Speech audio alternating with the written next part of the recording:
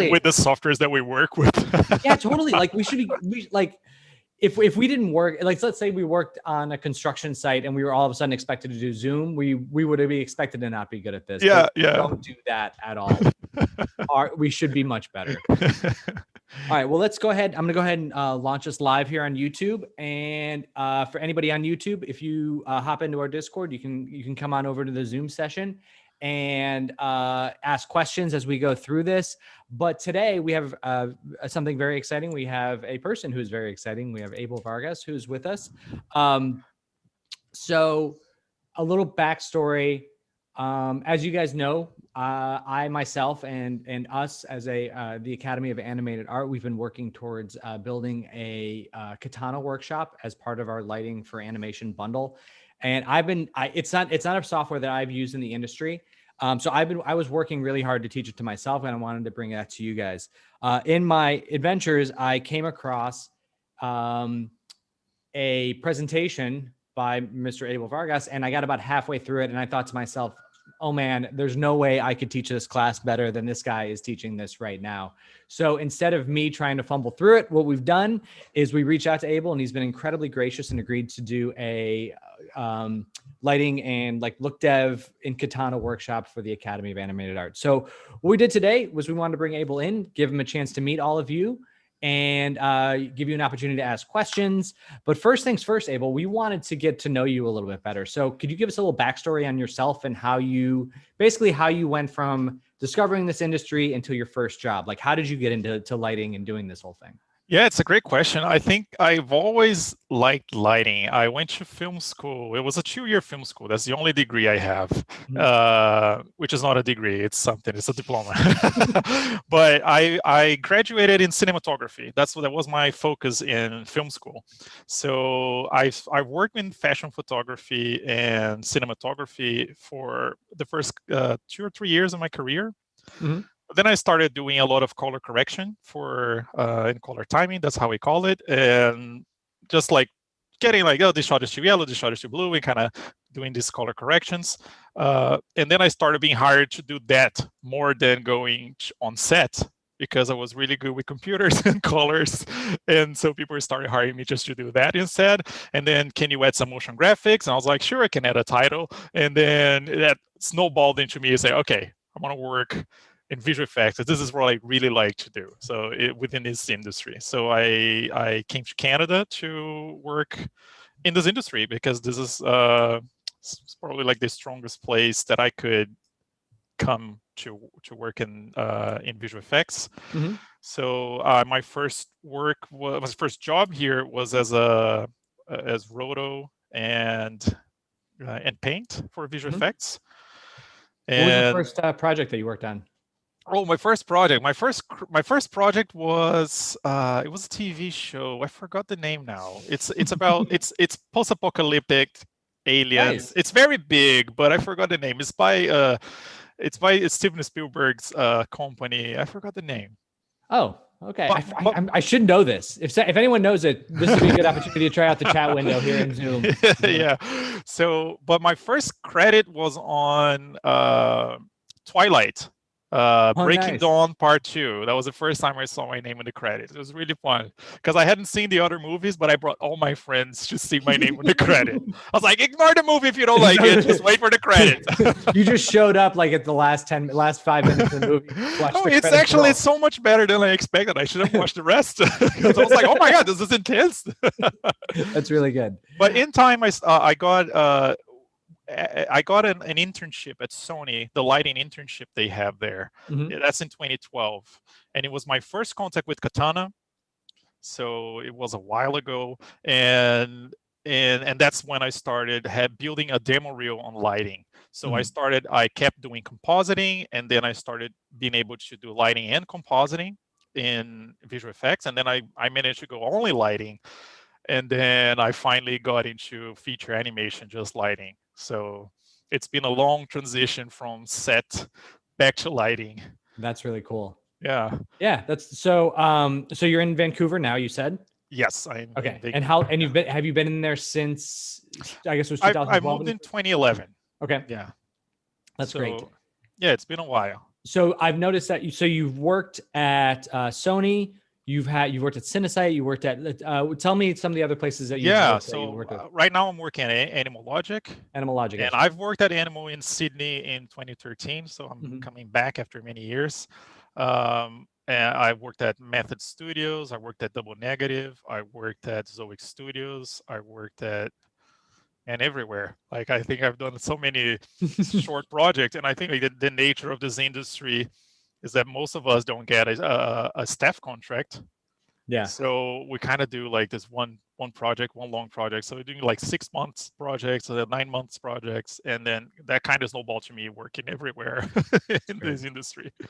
That's great. So one of the other places that I've seen that have been on your resume is that you've worked with the Foundry as well, correct? Yes, actually today, earlier today at 10 in the morning, I think, Yeah. I was doing the live session for the release of Katana 4.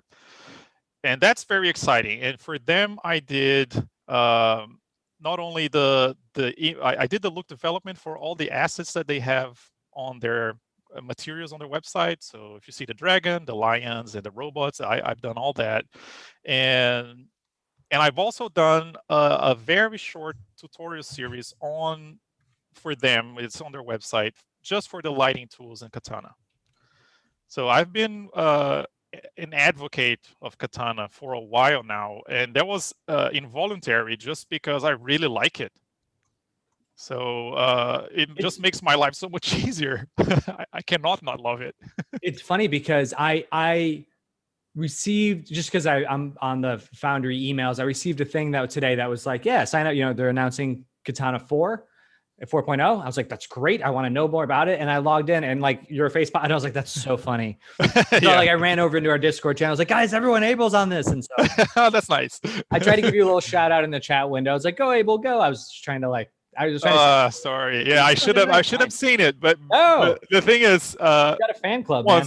There's a bunch of comments, but two, I'm really focusing on the presentation because I'm like, while they're speaking, I'm like, oh, I should speak of that. Oh, I should bring that up. So I'm like, it seems like I'm relaxed, but I'm not stressed in here. Just want to make sure that I kind of convey everything I want to convey. So let's talk about Katana a little bit. So so one of the things that came up today when I announced that we were going to be doing this session is one of the students was asking about basically like, what is Katana? They thought maybe it was a render engine. When I started to kind of explain it, it started to make sense, but I wanted to hear from you, from your perspective, just like a brief description about what Katana is, and then we'll kind of get into, because I know that you work with studios who are working on transition to Katana, and why they want to do that. So let's first talk about like, what is Katana? Like, what is this software? Yeah. So if you're coming from Maya, Katana just takes a chunk out of Maya. Like Maya, you would do your materials in Maya, apply them to the CG objects you have, and then you're going to use your own render engine to render it and put your lights in. So it could be Arnold, it could be Redshift, it could be any render engine. So what Katana is doing is taking this chunk of materials, assignments, and lighting, and putting everything in its own software. And why is this important? And why is Katana important in the industry? Why is it being so adopted everywhere else? Just because when we're working with Maya, and I've worked with Maya professionally as a lighter, and whenever you need to update, say like there's an update for the characters' textures, and you have 10 shots of those. So you have to go open Maya, and Maya takes forever to open because it has to load everything before you can actually move around. So, and you have to do that 10 times. And I remember working in Maya, I would have to go on the weekend just to update cameras and put it on the farm. It's like open Maya, update a camera, put it on the farm, and make sure everything is selected. So when you're working with Katana, Katana was made to kind of take all this repetitive, non-subjective work and automate it as good as possible. So what Katana allows you to do is you work in multiple shots in one file. So say if you have 10 shots that are the same, and naturally in the industry, they will assign you shots that are similar. So I'm doing 10 close-ups for the same character. And if I just have to rotate the key for one of these lights, I'll have to go and rotate this key in every file. So Katana has because it's based in nodes, we don't call it this the script, we call it a recipe, because a recipe is kind of like it's made to be repetitive for anything like you put on top. So Katana allows you to switch between the shots you're working within the same file, and and the things that you do before the render applies to every shot. You can also do overrides, say like you're going to rotate the key just for one shot, so you can split that shot to the side, and that override will only apply to that one shot.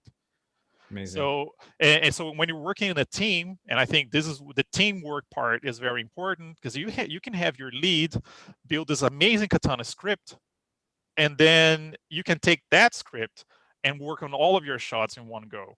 So and you can always refer back, and there are ways that they can there are live groups, for example, that they can update a live group on their script, and that will be pushed to yours. So say there's a new AOV that production decided that they need. So if the lead updates on the AOV's live group, then it will be pushed to yours. So production is really geared towards getting shots out, right? So, and the only way we can, and the reason Sony developed Katana originally many years ago was just to do this. It's just like, how can we deliver 3 feature films a year, which is what Sony is doing, Right. with the same amount of artists. Like there's a limited physical space that Sony has. Not anymore, I guess, because of work from home. Maybe we can expand that to the world. But before then, there was a physical limit. We can only have 300 artists. So how do you use the artist time to the best of their abilities? And I think it's doing lighting. It's not waiting for a software. Katana opens really fast and saves really fast. So this is also really good. It's one of those very small things that you don't think will matter that much, but it makes all the difference in the world. Yeah. So when you're doing a lot, right? I mean, because we've all had Maya files that are massive that will take an hour or 2 hours, 3 hours to open. I've had some that were just like, you open it, like you basically, I would run a command that would open it at like 6 in the morning on my desktop at work, hoping that it was ready at 9. And then if it crashed at any point during the day, which was inevitable, it was like, all right, well, I guess I should just go home now. I don't know what to like. I got nothing else to do. That was your day. That was your whole day. Exactly. Yeah.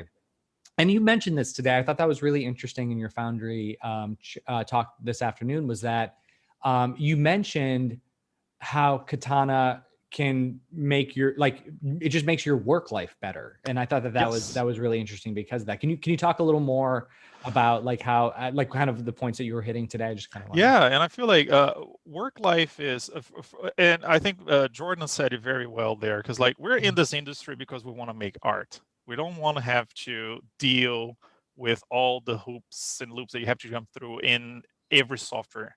So if I have a note in the end of the day from the director, hey, we want to see this tomorrow, can you rotate the key on your shots? That's a 15-minute thing. I just have to open Katana, test a render, and send everything to the farm in one go. So this, if you're not working in Katana, or at least a software that is node-based in lighting, and I know that after Katana was released, and for the past 10 years, Katana has been the only software in the industry that could really do this, and now we have Solaris on Houdini. I know Clarice is making a node interface. So every software company was like, oh shit, this is so much better, which is the same thing that I said. I was like, oh my god, this is so much better.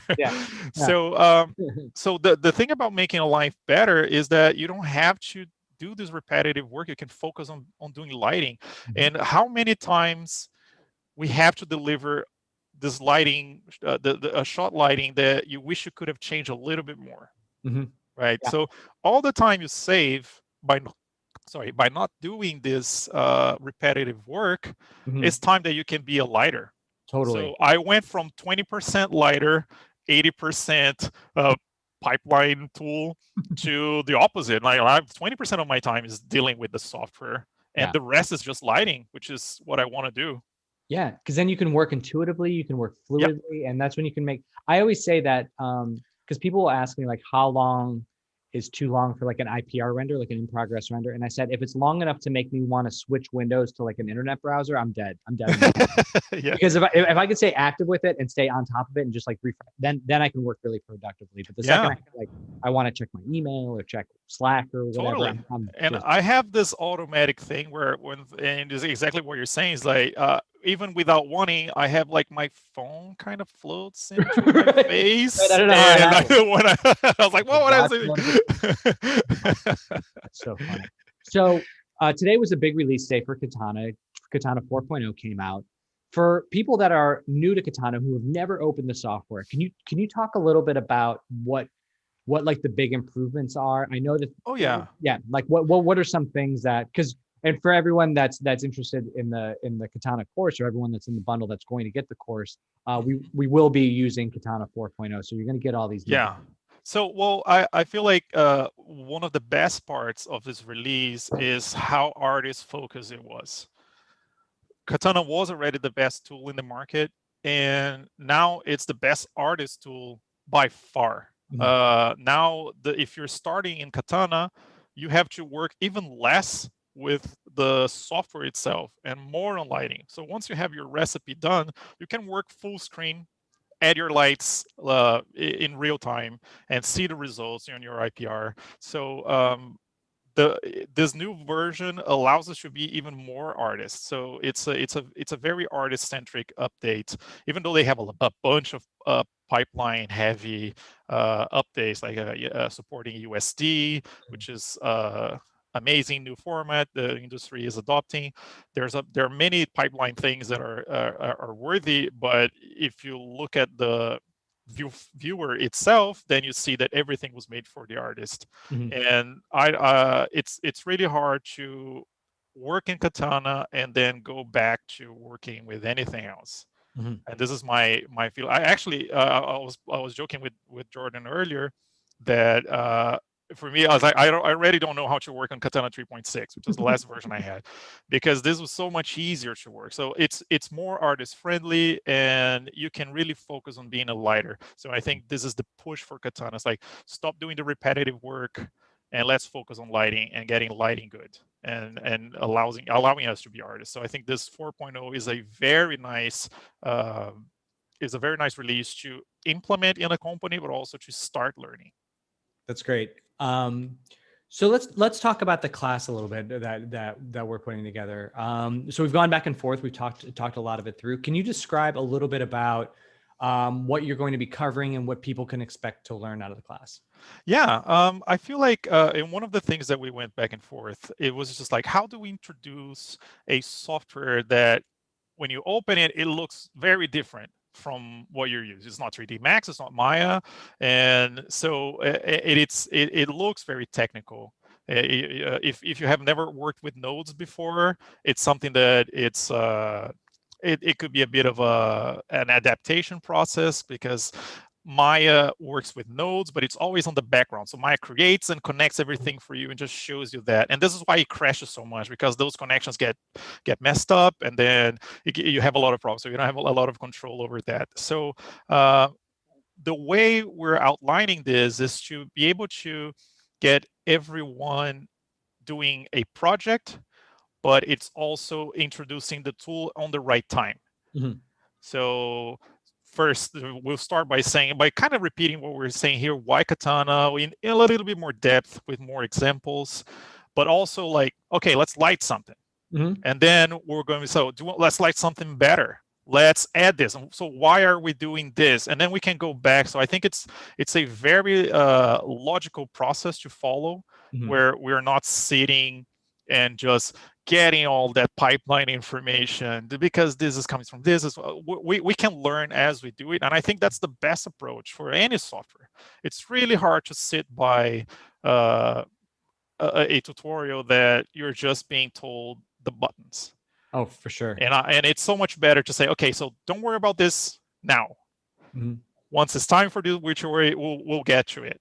So you can learn as you do it, and in a more intuitive way. Like when you need it, you'll learn it. And I think this is for any software. You should kind of stop focusing on the whole and kind of let's go in. But towards the end, you realize that you know everything you have to know about Katana.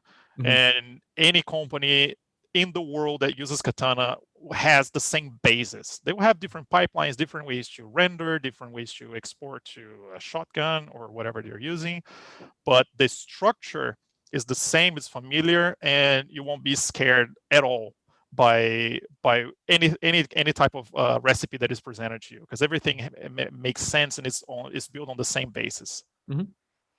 So we're going to open it up to questions for you guys. So if anybody has any questions, if you want to throw it in the chat, let's throw it in either the chat window or the question and answer section. I've got both open here, so we can handle both of them. But I do, I want to start off by asking you asking about, because this is a question that we get a lot, and I know that Katana is very good about doing look development on an asset or on a scene.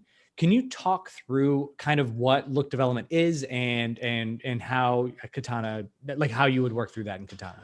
Yeah. So how far back should I go between explaining look dev, like what look dev is exactly? Yeah, just let's start with what it is. Let's pretend like, you know, I'm brand new from the start.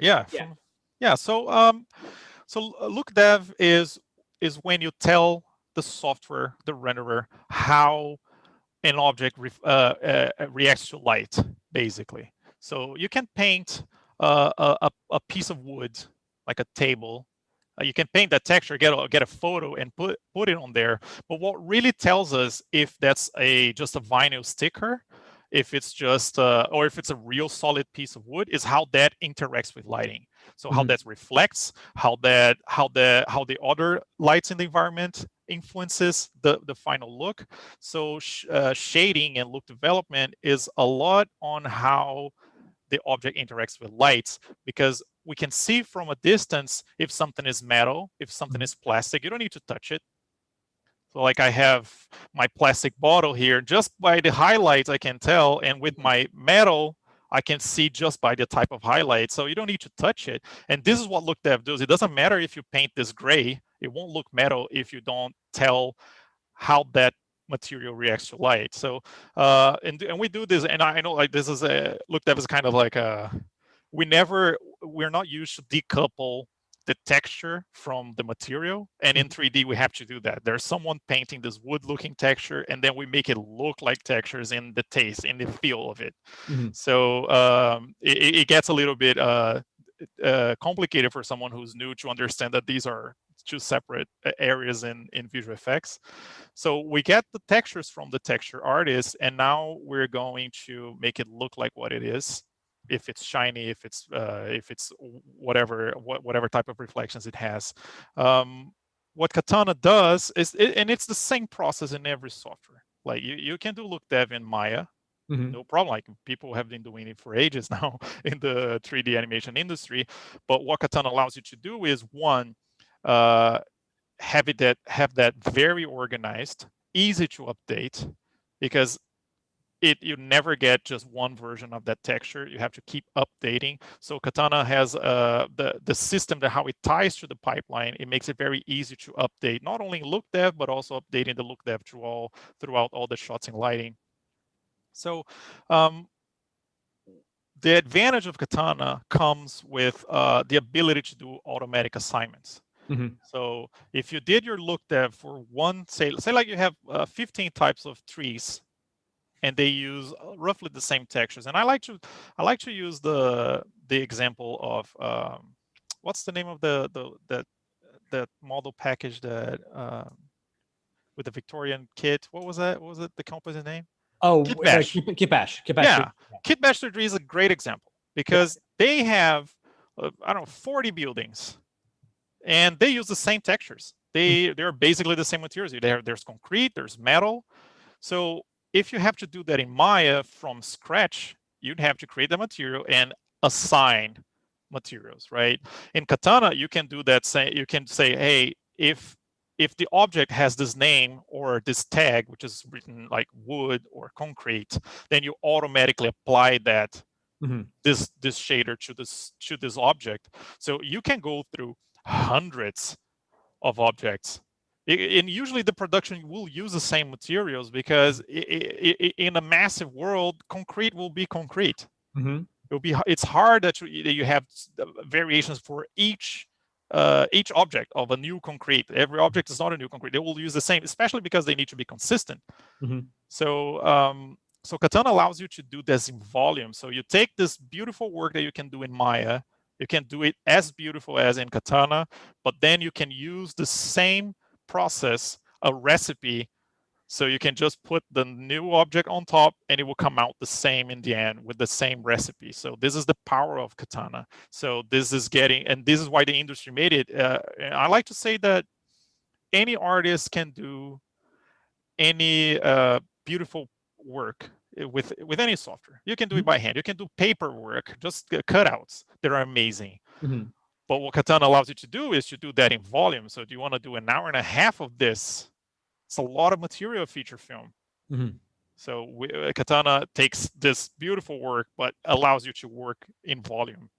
That's honestly one of the things. So you went over this process in the presentation that I saw of yours. I was automatically assigning shaders to objects, and one of the things that I really liked, because like you were doing all this high tech stuff, you were showing off a software, but you took the time to mention that this is all software, this is all just tools. Like you are an artist, like you, and it was the second that you said that, like, I got to talk to this guy, because we preach that all the time, that yes, we have these software packages and yes, they are important, but the reason why Katana is powerful is because it lets you do your thing and be creative and make the look that you want. And I like, and because I always kind of lean back on that whenever I feel like I'm talking too software heavy, that because like, again, this you're right. It's great, but go ahead. And the thing about software is it's exciting to talk about because it's the tool of work, and there's updates every year. Or 2 updates every year, so it's always new, right? So it's easy to get caught in this conversation, but if you're not a lighter, it doesn't matter. If you don't know, if you don't understand light, if you don't understand what you want to get from this tool. And I think and it's easy to fall into that. Like if you would have watched the Katana 4.0 release and you're like, oh, they're making all these great images, I just need to know how this software works, then I can make images like that too. And it does not work that way. It's like you have to be able to like know the aesthetics and the composition of what makes a good image. Totally. Like if you can know the software from top to bottom, but if you can't do a good lighting, then I don't think you get hired for it. we used to joke about that. Jasmine and I would joke about that. Everyone's just looking for that make pretty button in the render settings. Like just make, like, is global illumination, is that the make pretty button? Is this like, AOVs? Or it's like, what's the setting? I was like, I don't know. What are you rendering? I know exactly. All right, so we've got a couple questions rolling in that I wanted to get to here. So first off, we have Forrest asking, what are the standout differences between lights in Maya using Arnold and lights in Katana? Like what's the difference between They're the same thing. They're exactly the same thing. Same settings, same everything. So whenever a render engine decides to port into Katana to make a Katana plugin, they will work with the same source code. They'll just be sure to create in Katana whatever they have in the other software. So for all the renderer engines that there are plugins for Katana, they will work the same. The difference is how you create a light and how you place that light, how easily you can do this or that. But your knowledge of the render engine remains the same. How you do the settings, render settings, object settings, everything else is the same. That was because I've worked with Arnold a lot, and I'm trying to work more with Redshift. And I noticed with Arnold, like there's Arnold in Katana, and it's like you're like, oh, I know these settings; these are all the same. But they just like the font is different, is about it. So it's all the same. True. Yeah, even like the menu comes in the same order. Like totally. The attributes are the same. So because they don't want to rewrite that stuff. They've already. They just God, no. It's easier. It's done. It's done. A really good question here from Jordan, who asks, with all the stuff you have to export from software like Maya, how is it packaged smoothly in Katana so you can just focus on lighting, including things like hair, simulations, and non-geometry, etc.? Yeah. So this is a topic called overall. It's called asset migration. So how do you migrate from your assets from each software? So you have to create your model in ZBrush, and how would you best save it so you can open in Maya, and the textures, how they go from ZBrush to Mari to back to Maya, and then to Katana, like however is your workflow. So asset migration is the biggest point of development nowadays in the industry. Like this is why Katana now supports USD. USD is a system that um, proposes to unify how assets move from one software to the other. It's not new, but it's new as a technology. It's been in developing for a while, right? But it's getting to all the softwares. Maya is getting its own USD plugin, so soon we'll be able to just save and open. This is how it is. Katana has two ways of that you can input an asset. The one is the USD new system, and the other one is just importing Alembics. So if you have VDBs, which is in the case of effects, then you would just save your VDB and load it with your plugin. So Redshift has the VDB node, so you can import VDBs. Every render plugin manages VDBs in their own way. So, but geometry itself, animated geometry, everything is in Alembic. So all you have to do is export in Alembic, and it will be able to import in Katana. But I understand it's not, it doesn't sound straightforward when you say, okay, so I gotta get out of Maya, export everything just to rebuild it in Katana. But what I think it's important is that if you understand this process, and I think this is what Katana brings, good, healthy questions for your own workflow, which is like, okay, so should I have everything just in one scene in Maya? How do I update this? Am I risking a crash here that I can't recover from?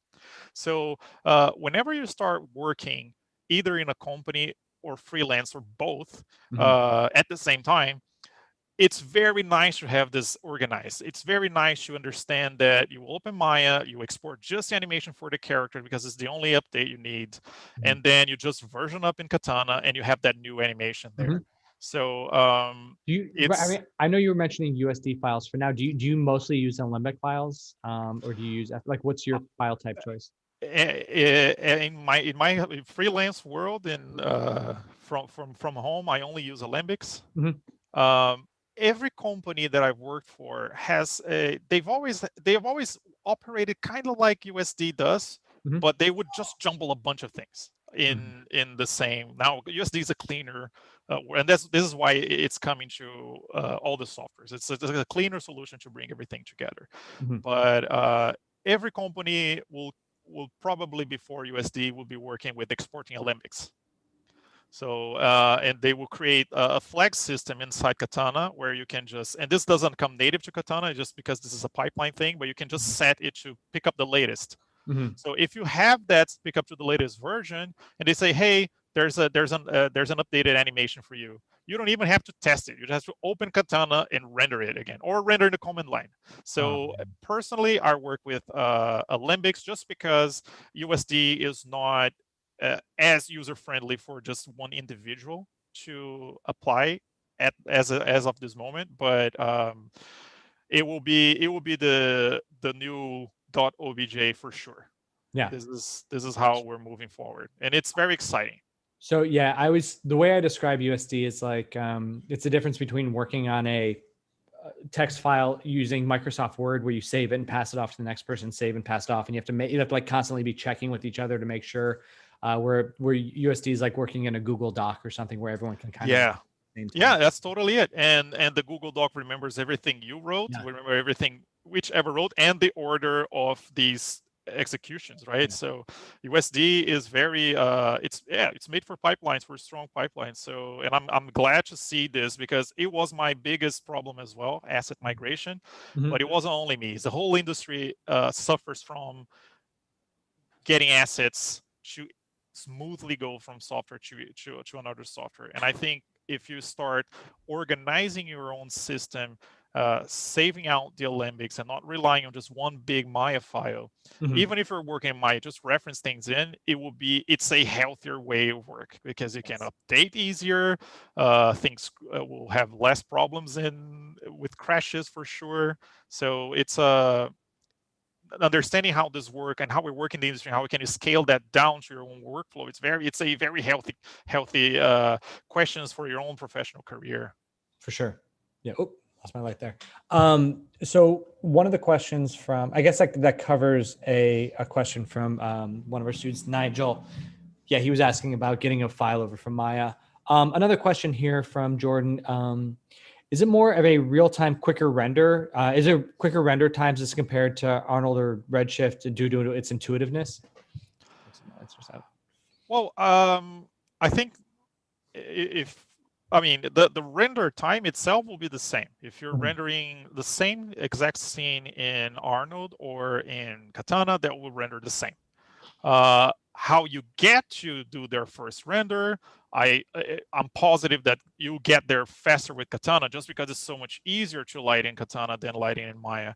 So and it's much easier to make changes, to do updates. So as a lighter, I get to do more versions when I'm working with Katana than when I'm working with Maya. The render time itself, that's on the render engine, so it will render as fast as any render engine can do.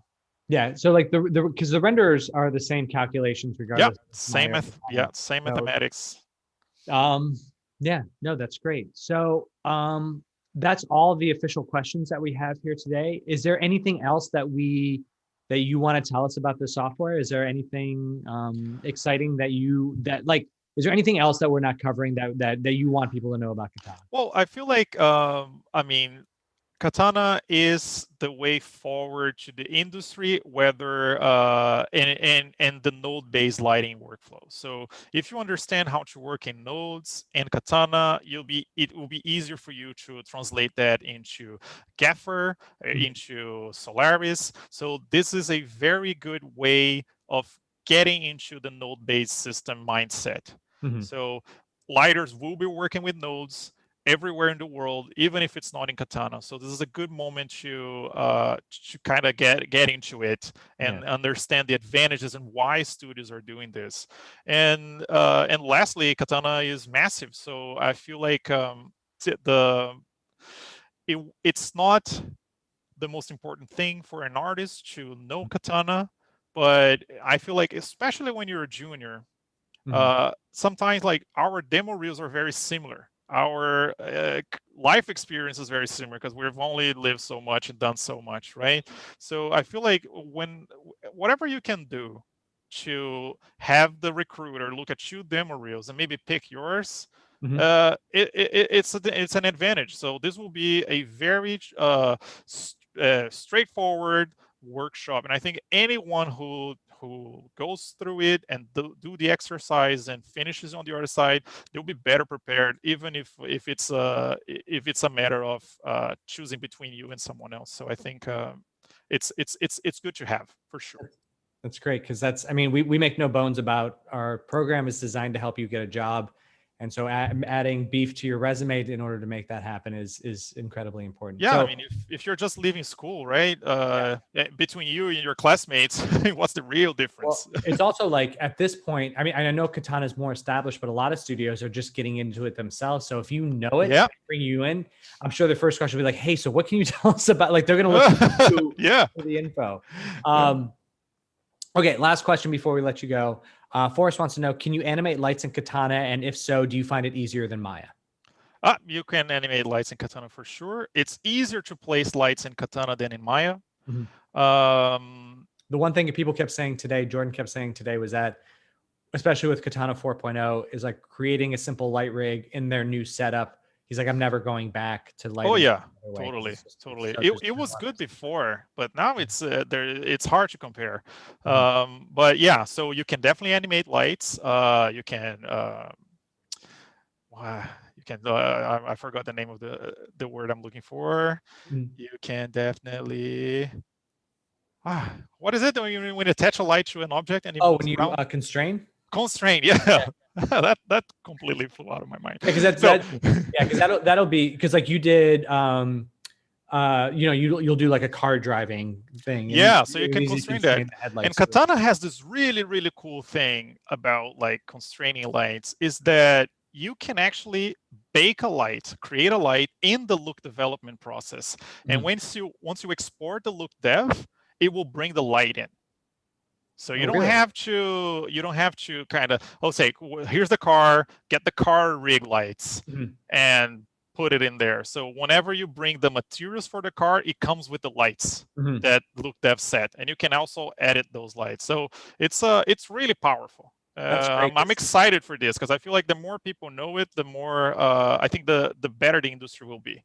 Let me tell you, as somebody who worked on police light chase sequences and Spies in Disguise a lot, there was none of that was available, and we had to I had to design this rig that would flash at certain. It was a nightmare. So I wish I had Katana in that. So moment. I had police lights on Smallfoot, and it was done because it already came with it. I had to write a script.